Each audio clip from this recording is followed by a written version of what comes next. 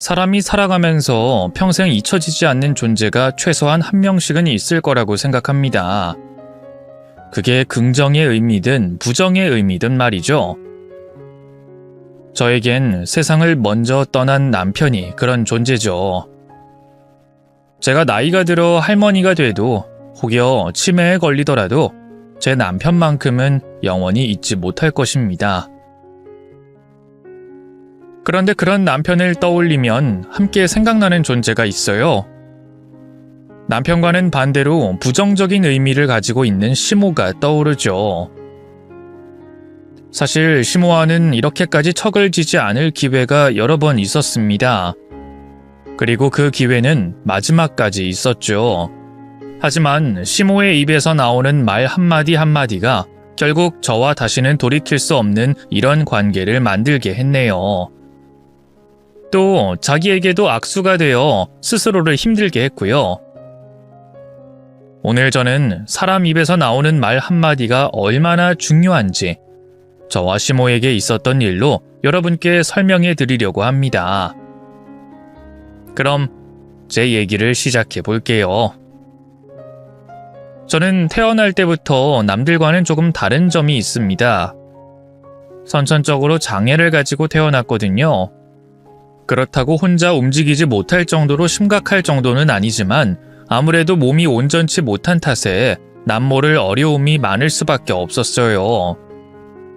그래서 절 낳아주신 부모님은 저를 키울 자신이 없으셨던 건지 저는 고아원에 버려지게 됐습니다. 쪽지 하나 남겨진 게 없었던 탓에 버려진 건지 잃어버린 건진 모르겠지만 어쨌든 제게는 부모라는 존재가 처음부터 없었어요. 그렇게 어린 시절을 고아원에서 보내야 했던 저는 몸이 불편한 데다가 고아라는 이유 탓에 어릴 적부터 많은 어려움과 고생을 겪어야 했습니다. 학교에서는 친구들이며 선생님들까지 셀 수 없는 차별을 받았고 사회에 나와서도 여전한 차별과 무시에 저는 마음의 문을 닫아버렸죠. 오랫동안 외롭게 지낸 탓에 이제는 혼자가 익숙해질 법도 했지만 사실 저는 혼자인 것이 너무 싫었어요. 그렇다고 부모도 버린 나를 누가 좋아해 줄까 싶었는데 그러던 어느 날 제 남편을 만나게 됐습니다. 남편과 저는 일하던 직장에서 만난 사이였어요. 당시 저는 회사에서도 사람들과 어울리지 못하고 은근한 무시와 따돌림을 당하고 있었는데요. 그런 저를 아무런 색안경 없이 사람 대 사람으로 봐줬던 사람이 지금의 남편이었죠. 그동안은 고아라는 배경에 몸까지 불편한 저를 아무런 편견 없이 봐준 사람이 없었던 탓에 저는 그런 남편이 너무 신기하기만 했습니다. 그런데 저를 보통 사람들과 다름없이 대해주는 것만으로도 고마운데 그랬던 사람이 심지어 저를 좋아하기까지 해주더라고요. 그렇게 저희는 서로의 마음을 확인하며 연애를 시작하게 됐죠. 남편과 저는 꽤 오랜 시간 연애를 이어갔고 결혼 생각도 당연히 있었지만 서로의 형편이 여의치 않은 탓에 결혼은 늘 미루어지기만 했습니다. 저는 도와주실 부모님이 없어 혼자 돈을 모았기 때문에 모은 돈이 별로 없었고 남편도 집안 형편이 넉넉지 못한 탓에 당장 결혼할 만한 여유가 없었거든요. 그렇다고 저희 벌이가 대단치도 않았고요. 그래도 서로의 사정을 잘 알고 있어 서로를 이해하며 천천히 결혼 준비를 하기로 했어요. 그렇게 저희는 언젠가 하게 될 결혼 생활을 꿈꾸며 그날을 위해 열심히 살아갔습니다. 그런데 어느 날 누가 저희 집으로 찾아와 시끄럽게 대문을 두드리는 겁니다. 지인이 많지 않은 탓에 평소 집에 오가는 사람이 없었던 저는 누가 왔을지 의아해하며 문을 열었죠. 그때 갑자기 누군가 제 머리채를 잡고 막 욕을 하기 시작하더라고요. 너야? 네가 우리 아들 꼬신 년이야? 이년아, 어디 가진 것도 없는 년이 남의 아들 앞길을 망치려고 들어? 왜 이러세요? 대체 누구세요? 누구긴 누구야? 네가 꼬신 아들내미 엄마지? 너 고아의 장애인이라며? 그런데 어디 귀한 남의 아들을 만나서 결혼도 못하게 만들고 발목을 잡아? 네가 내 아들 인생 책임질 거야? 갑자기 찾아와 제 머리채를 휘어잡고 욕을 하던 사람은 다름 아닌 남자친구의 어머니였습니다. 제가 당신 아들과 만난다는 것을 아시고 자격도 없는 제가 당신 아들을 고생시키려고 한다며 화가 나서 저를 찾아오셨던 거죠. 그러면서 저한테 당신 아들 앞길 막지 말고 헤어지라고 윽박지르시는데 저는 예비 시어머니 앞에서 어떻게 해야 할지 몰라 난감해하고 있었습니다. 그러다 조금 뒤 승현 씨가 뒤이어 들어와 어머니를 말리더라고요. 엄마, 지금 이게 뭐 하는 짓이에요? 현주는 잘못한 거 아무것도 없다니까요. 도대체 왜 그러세요? 헤어지라고! 내 아들이랑 당장 헤어져! 안 그러면 내가 너 또 찾아올 줄 알아! 승현 씨가 시어머니를 말린 덕분에 더 이상 험한 꼴은 면할 수 있었지만 드라마에서나 보던 일을 당하게 된 저는 충격을 받을 수밖에 없었고 그날 일로 저는 마음에 큰 상처를 받게 됐습니다. 그리고 저는 그제야 현실을 직시하며 승현 씨와의 결혼을 다시 생각해 보게 됐죠. 그동안 승현 씨에게 받은 사랑이 과분한 탓에 제가 현실을 생각하지 못한 것 같더라고요. 저는 고아의 장애까지 있어 남들과 비슷한 처지가 될 수 없는데 내 주제 결혼이라니. 어쩌면 승현 씨 어머니가 그렇게 화를 내시는 것도 당연하다고 생각했습니다. 장애가 있으니 남한테 짐만 될 텐데 내가 뭐라고 제 행복을 위해 남의 앞길을 망치겠어요. 그래서 저는 제 처지에 결혼을 엄두도 내면 안 될 일이라 생각하며 승현 씨에게 이별을 통보했습니다. 그러자 승현 씨는 제가 그러는 게 자기 어머니 때문이라고 생각하는지 자꾸만 자기가 미안하다고 하면서 저를 붙잡았어요. 미안해. 내가 알아서 잘 처신해야 했는데 괜히 나 때문에 그런 일 겪게 만들어서 상처를 줬네. 현주 너한텐 정말 미안하지만 그래도 나 너랑 못 헤어져. 우리 여태 잘해왔잖아. 그러니까 지금 이 고비도 잘 넘길 수 있어. 응? 나는 잘 모르겠어. 그때 일도 충격이었지만 나 솔직히 자신 없어. 내가 승현 씨한테 끝까지 좋은 사람일 수 있을지 내가 짐이 안 될 자신이 없다고. 그러니까 우리는 서로를 위해서라도 헤어지는 게 맞는 것 같아. 우리 모두를 위해서 여기까지만 하자. 이런 제가 뭐라고 끝까지 저를 붙잡아주는 남편이 무척 고마웠지만 그럼에도 저는 제가 남편 곁을 떠나는 게 우리 두 사람에게 나은 선택이라고 생각했습니다. 그렇게 제 고집에 결국 이별을 선택하고 6개월 정도가 흘렀던 어느 날 저희 집으로 또다시 어머님이 찾아오셨어요. 승현 씨의 어머니를 다시 뵌 저는 예전의 기억이 떠오르며 덜컥 겁부터 나더라고요. 우리는 이미 헤어진 지 오래고 제가 아드님께 연락한 적도 없는데 왜 또 나를 찾아오셨을까? 또 머리채가 잡힐까 걱정했죠. 그런데 어머니께서 저번과는 다른 태도로 저를 대하시는 겁니다. 잘 지냈니? 어쩐 일이세요? 저 승현 씨 때문에 오신 거라면 저희 진작 헤어졌어요. 그때 어머니 다녀가시고 제가 바로 정리했거든요. 시키신 대로 했으니까 별일 없을 텐데. 그래, 알고 있다. 너희들 헤어졌다는 얘기 나도 들었어. 그래서 우리 승현이가 지금 많이 힘들어하고 있다. 승현이가 너 없으면 못 살겠다고 어찌나 앓는 소리를 하는지. 지금 승현이가 제정신이 아니야. 제발 우리 아들이랑 다시 만나주면 안 되겠니? 반년 만에 다시 저를 찾아오신 어머니께서는 승현 씨가 저와 헤어진 후로 많이 힘들어한다며 제게 다시 승현 씨를 만나달라고 말씀하셨습니다. 이러다 우리 아들 죽겠다. 제발 우리 승현이 좀 다시 만나줘. 그때는 내가 미안했구나. 나도 내 자식 걱정이 앞서서 그랬던 거지 너한테 달리 악감정이 있었던 건 아니야. 그건 알지?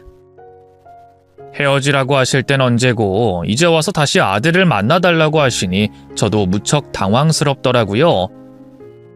하지만 그때는 저도 승연 씨에 대한 마음이 전부 정리되지 못한 상태였기에 승연 씨의 상태가 안 좋다는 말이 신경 쓰일 수밖에 없었습니다. 그래서 망설임 끝에 결국 승연 씨를 보러 가게 됐어요.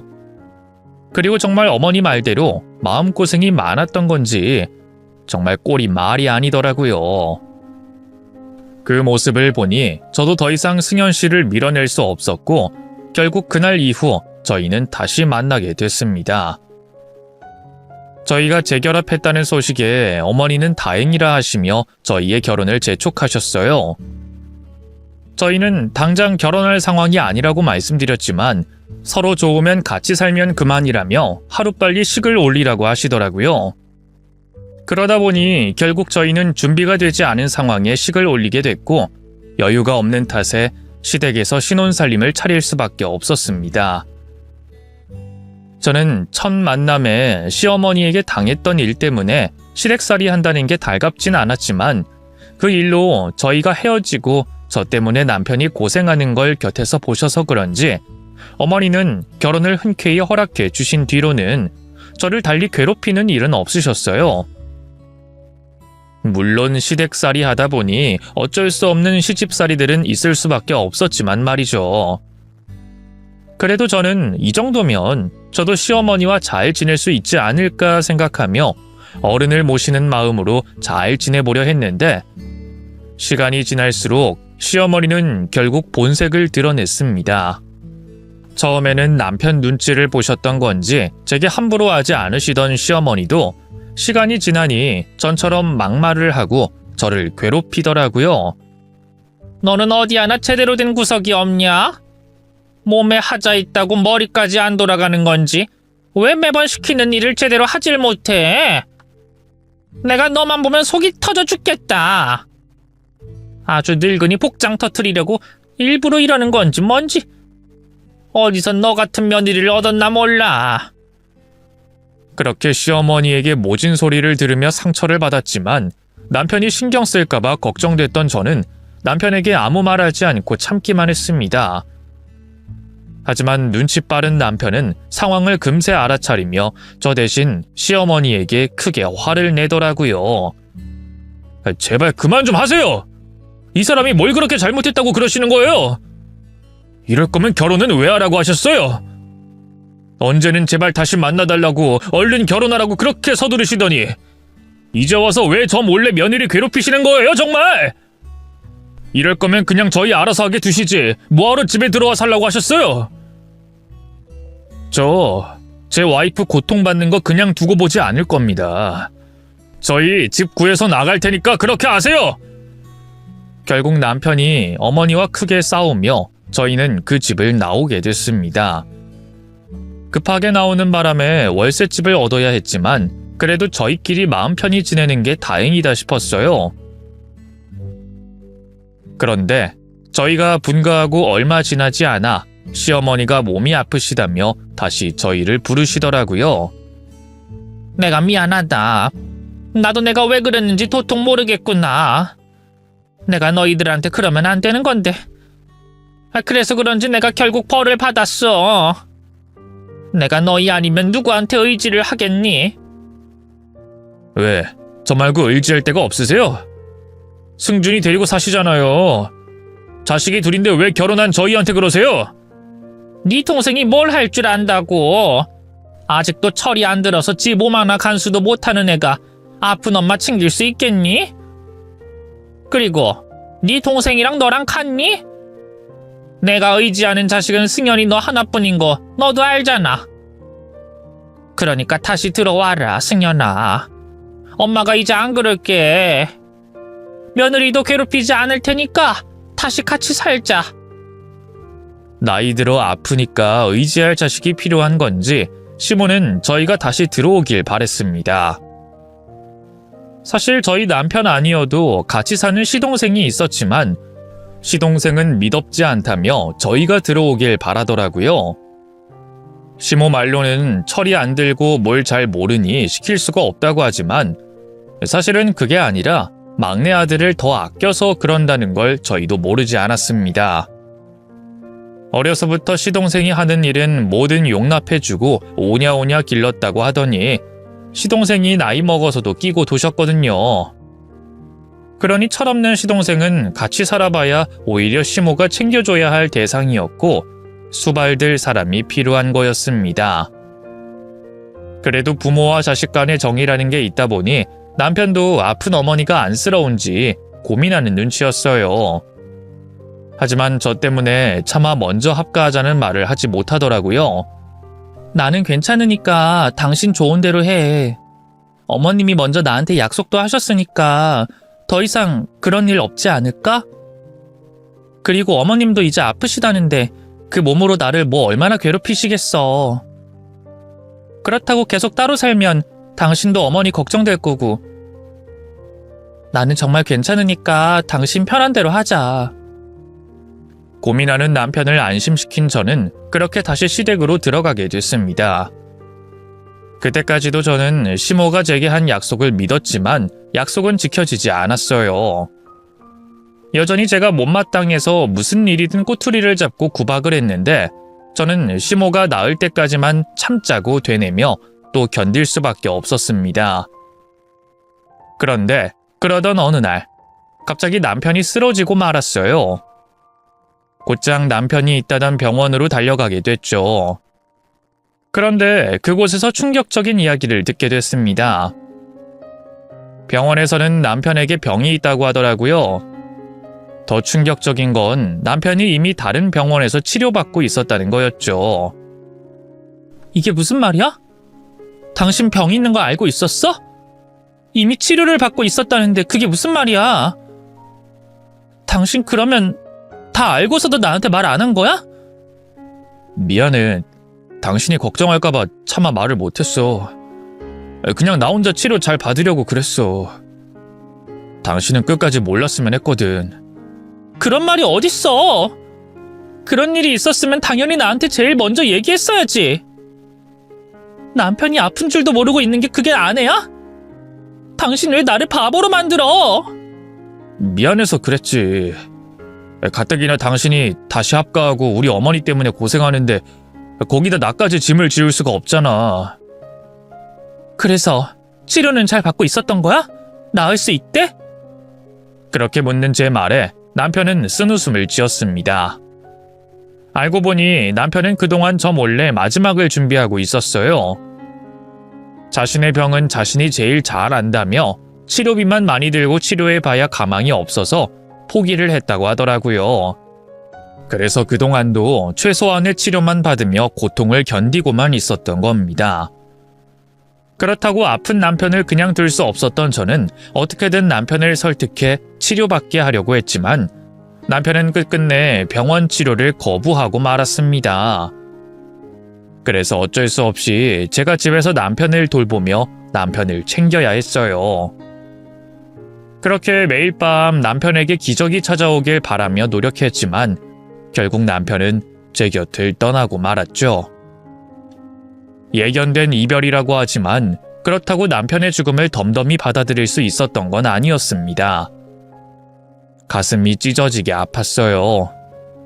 눈에선 눈물이 마르지 않았고 입에선 통곡하는 소리가 계속 나왔죠.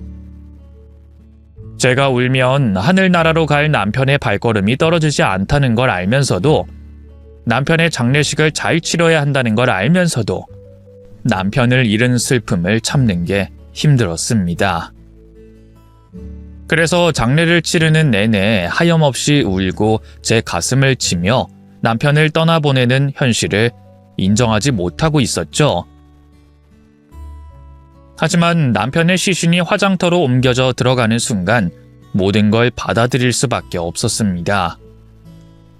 그 큰 몸으로 저를 자기 품 안으로 껴안아 주던 남편이 작은 납고람 안에 담겨 제 가슴에 안기게 되니 받아들이고 싶지 않았던 현실도 받아들일 수밖에 없었어요. 그제야 정신이 좀 들면서 제 주위도 둘러볼 수 있었죠. 그때 제 눈에 가장 먼저 들어왔던 사람이 저만큼 이 현실을 받아들이기 힘들어하는 시모의 모습이었습니다. 아들을 떠나보낸 시모도 정말 많이 울고 힘들어하고 있었어요. 그런 시모의 모습을 곁에서 보고 있자니 제가 슬픔에 빠져 있을 수만은 없다는 생각이 들었습니다. 저도 제 몸 하나 가누기 힘든 상황이었지만 시모를 위로해주고 시모에게 힘이 돼주고 싶었어요. 가족이었으니까요. 그래서 오열하고 있는 시모를 안으려고 했는데 시모가 제 손길을 뿌리치더라고요. 그리곤 험한 말을 쏟아냈습니다. 인연이 어딜 감히 손대? 우리 아들이 누구 때문에 죽었는데? 우리 건강하던 아들이 너 때문에 죽은 거 아니야? 내 분신인 아들을 잡아먹고 감히 날 만져? 이제 네가 나도 잡아먹으려고 하는구나. 그래, 나도 잡아먹어봐라. 나도 잡아먹고 우리 귀한 승준이도 잡아먹어서 어디 한번 우리 집안 다 잡아먹어봐. 어머님, 저도 힘들어요. 이러지 마세요. 힘들어? 니년이? 아, 그렇지. 이제 네 수발들 내 아들이 없으니까 앞으로 어떻게 살아야 하나 싶어서 눈앞이 깜깜하겠지. 못된 년. 네가 얼마나 우리 아들을 고생시켰으면 제가 저 젊은 나이에 이렇게 돼. 내가 그동안은 속에 천불이 나도 참았다. 니년 때문에 병에 걸렸으니 니년이 어떻게든 내 아들 살려내겠지 싶어서 참고 있었다고. 근데 결국은 내 아들 못 살려내. 아직 한창 창창할 나이에 세상을 떠나게 만들어? 이 씹어먹어도 모자랄 년, 이 죽일 년. 시모는 남편이 젊은 나이 병에 걸려 세상을 떠난 게 제 탓이라며 저를 몰아세웠습니다. 시모의 말 한마디 한마디 제 가슴에 비수가 되어 꼽혔지만 저는 시모가 저를 욕하도록 놔뒀어요. 시모의 심정이 이해됐으니까요. 자기보다 먼저 떠난 자식 잃은 슬픔을 부모가 어떻게 견딜 수 있겠어요? 저도 제가 알고 있는 모든 신들을 욕하고 저 자신을 탓하며 남편의 죽음에 대한 원망을 다른 곳으로 돌리고 있는데 시모라고 다를까 싶었습니다. 저를 욕해서 받아들일 수 없는 슬픔이 조금이라도 줄어든다면, 조금이라도 가슴이 덜 아플 수 있다면 제가 다 받아들이려고 했죠. 그리고 저도 없지 않아 남편의 죽음이 제 탓이라고 생각하고 있었습니다. 몸 불편한 아내를 챙긴다고 그간 남편이 얼마나 고생을 했겠어요. 그 고생들이 몸 어딘가에 쌓여 병이 되지 않았나 싶어서 저도 저를 원망하고 있었기 때문에 시모의 원망을 듣고만 있었죠. 그렇게 남편을 납골함에 안치하고 나서 시댁으로 돌아가게 됐습니다. 시댁으로 돌아가는 동안 시모와 시동생과는 다른 대화를 나누지 못했어요. 아까 저를 원망하는 시모의 말을 듣고 난 뒤라서 그런지 짧은 말 한마디를 꺼내는 것조차도 조심스러울 수밖에 없었으니까요. 시댁에 도착해서도 시모와 시동생에게 고생하셨다는 말과 함께 쉬시라는 말만을 하고 곧장 방으로 들어가게 됐죠. 그리곤 터져나오는 울음소리를 손으로 막고 다시 울었습니다. 방 안으로 들어오니 남편의 흔적들이 아직 고스란히 남아있었거든요. 그렇게 바닥에 주저앉아 떠나간 남편의 흔적을 바라보며 눈물을 흘리고 있는데 갑자기 방문이 열리며 시모가 들어왔어요. 그리곤 울고 있는 저에게 가방을 집어던지며 화를 내기 시작했습니다. 인연이 어디서 내 귀한 아들 잡아먹고 거짓 눈물을 쏟아내? 야, 내가 그 악어의 눈물에 속아 넘어가는 바보 등신으로 보이니? 내가 니년의 속셈을 모를 줄 알아? 너 세상 불쌍한 년인 척해서 우리 집에 붙어있을 생각이지? 그렇지? 어머님, 정말 왜 이러세요? 어머님께서 귀한 아들 잃은 것처럼 저도 사랑하는 남편을 잃은 사람이라고요. 저도 힘들어요. 저도 너무 힘들다고요. 어머님 마음은 알겠는데, 누굴 원망하고 싶은 건 알겠는데, 오늘은 이쯤에서 그만하시면 안 돼요? 저도 정말 미칠 것 같이 힘들다고요. 이게 어디서 힘들다고 해? 이 사단이 지금 너 때문에 일어난 일인데 네가 왜 힘들어? 힘든 사람은 아들 잃은 나랑 형 잃은 승준이지. 더는 우리 가족 기만하지 마라. 그러니 얼른 네 집만 간단히 싸서 이 집에서 나가! 어머님, 이 집에서 나가라뇨? 제가 이 집을 나가면 어디로 가요? 내가 내 아들 죽인 년 살 곳까지 찾아주고 구해줘야 하냐? 네가 이 집 나가서 어디서 살든 어떻게 살든 내 알 바 아니니 그건 네 맘대로 하고 우선은 얼른 이 집에서 나가. 얼른 나가라고! 어머님 정말 왜 이러세요? 어머님도 아시잖아요. 이제 제게 가족이라고는 어머님 그리고 도련님밖에 없다는 걸요. 이러지 마세요. 저도 그이가 이렇게 떠나서 자책 많이 하고 있다고요. 그리고 저도 그이 살리려고 정말 노력했어요. 정말 많이 애썼다는 거 어머님께서도 옆에서 보셔서 아시잖아요. 네? 가족? 내 아들이 죽었는데 우리가 남이지 가족이냐? 그리고 내가 니년 속셈을 모를 줄 알아? 너 우리 승현이가 없으니 우리한테 빌붙으려는 속셈 모르는 줄 아냐고? 빌붙다뇨? 제가 이제껏 어머님께 도련님께 빌붙은 적 있나요? 아니면 도움 한번 구한 적 있나요? 저 지금까지 그이 아내로서 이 집안의 며느리로서 해야 할 것들 혼자서 다 했어요. 그리고 저 그이 죽기 전에 약속했어요. 어머님 제가 끝까지 모시겠다고 약속했다고요. 네가 날 모셔? 이제 승현이도 없는 마당에 네가 왜 날 모셔? 그리고 네가 날 어떻게 모셔? 너 눈마저 멀지 않았으면 네 꼴 좀 봐라. 네 몸뚱아리 가지고 누굴 모시겠다는 거야? 내가 말한 네 속셈이 이거다. 너 우리 집에 앉아 붙어가지고 늙은 시엠이 착한 승준이 네 수발 들게 하려고 이러는 거 아니야? 난 그 짓거리 못한다. 하나 남은 내 귀한 아들 니년 수발 드는 꼴 못 봐. 그러니 그 징그러운 몸뚱아리 내 눈에 계속 보이지 말고 어디든 꺼지라고. 썩 꺼져! 어머님, 어떻게 그런 말까지... 그리고 너 이 집 물건은 털끝 하나 건들지 마라. 너 이 집이 승현이 거라고 하지만 그렇다고 네 몫이 아니라는 건 알지? 우리 그이가 상속세 때문에 승현이한테 먼저 준 것뿐이야. 명의만 승현이 앞이지 내 거라고. 그리고 네가 우리 집안에 와서 한 게 뭐가 있다고 이 집을 탐내? 내 아들까지 잡아먹은 년이. 그러니 얼른 네 집만 챙기고 썩 꺼져. 그래도 이 년이 궁둥이를 붙이고 앉아있어? 네가 그러고 있으면 내가 가만히 있을 줄 알고? 네 발로 안 나가겠다면 내가 직접 내쫓아주지 뭐. 버티지 말고 나와 이년아. 얼른 나오라고. 예 승준아, 나 좀 도와라. 네 형 잡아먹은 년을 우리 집에서 쫓아내자. 어서 쫓아내. 버티려고 했던 건 아니었습니다. 남편을 잃고 곧바로 벌어지는 이 일이 너무 황당하고 어이가 없어서 넋을 놓고 있었던 거죠.